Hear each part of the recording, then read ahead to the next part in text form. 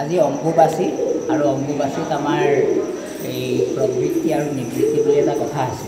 এই উদ্দেশ্যে আমাৰ এই যিটো কামাখ্যা দেৱীৰ লগত জড়িত আমাৰ এই অম্বুবাচী মেলা আৰু এই অম্বুবাচীটো হয় আহাৰ মাহৰ এই মৃগশিৰা নক্ষত্ৰৰ 3 পাত শেষ হৈ যেতিয়া আদ্ৰা নক্ষত্ৰ পৰে আমাৰ অম্বুবাচী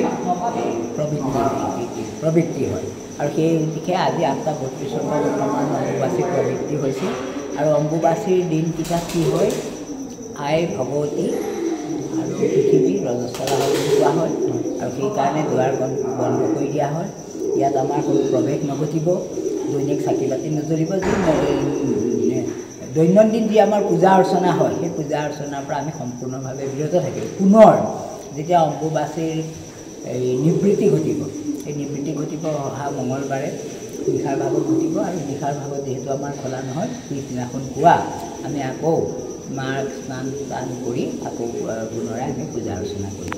আমাৰ সদায় এই 278 এই আমাৰ বনমাল দেৱে যেতিয়া বনমাল দেৱৰ পিছত যেতিয়া প্ৰমত্ত সিংহই 1667 হওক বা 1745 চনত এই মন্দিৰভাগ স্থাপন কৰিলে, সেই অৱধি ইয়াত পূজা অৰ্চনা চলি আছে। কোনোদিন পূজা অৰ্চনা আমাৰ ৰহিত নহয়। কেৱল এই যে অম্বুবাচী আছে, অম্বুবাচীৰ দিনা এইকেইদিন আমাৰ বন্ধ থাকিব আৰু পুনৰাই আমাৰ মন্দিৰত পূজাৰ প্ৰচলন কৰা হ'ব। এই আমাৰ অম্বুবাচীৰ তাৎপৰ্য। অসমৰ বিভিন্ন প্ৰান্তৰ ভক্তসকলে মোৰ যোগেদি আমাৰ যোগেদি মই আহ্বায়ক হিচাপে কাম কৰি আছোঁ। প্ৰতিদিনে প্ৰসাদৰ ব্যৱস্থা কৰোঁ আৰু এভাগ সকলোৰে আমাৰ ভক্তসকলৰ উন্নতিৰ কাৰণে মাৰ আশীৰ্বাদ পাবৰ বাবে আমি এভাগি শৰাই দিওঁ, প্ৰতিদিনে এভাগ শৰাই দিওঁ আৰু দেওবাৰে ভোগৰ ব্যৱস্থা কৰোঁ। তেওঁলোকে সকলোৱে মিলি কৰি আছোঁ আৰু আজি সকলোৰে উন্নতিৰ কাৰণে সকলোৰে সেইকাৰণে বিশ্বাস আছে যি অম্বুবাচী বস্ত্ৰ আজি আমাৰ গোটৰ হৈ অম্বুবাচী বস্ত্ৰ মই দিবলৈ আহিছোঁ আৰু এই অম্বুবাচী বস্ত্ৰৰ ভাগ আমি যেতিয়া শেষ হ'ব তাৰপিছত আমি নি পেলাই সকলোকে আমি বিলাই দিম। তেওঁলোকে হাতত ৰাখিব, কিছুমানে বাকচত ৰাখে আৰু আমাৰ বিশ্বাস আছে এইভাগে আমাক শক্তি দিয়ে আৰু বহুতে প্ৰমাণ পাইছে শক্তি পাইছে বুলি।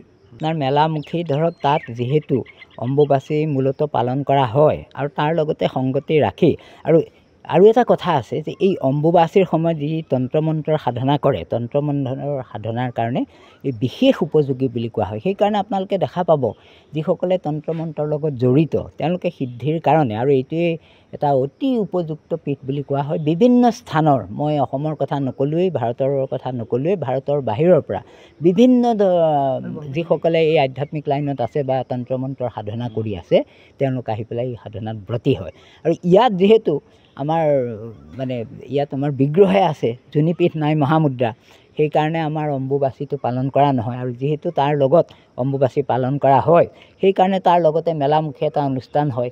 তন্ত্ৰ মন্ত্ৰ এই সকল সাধকসকল অহাৰ উপৰিও এনেই মেলামুখী ধৰক সকলোৱে কিবা এটা শান্তি বিচাৰি বা কোনোবাই কিবা প্ৰয়োজনীয় বস্তু বিচাৰি মেলা তেনেকৈ আহে। এইটোৱেই আমাৰ কথা।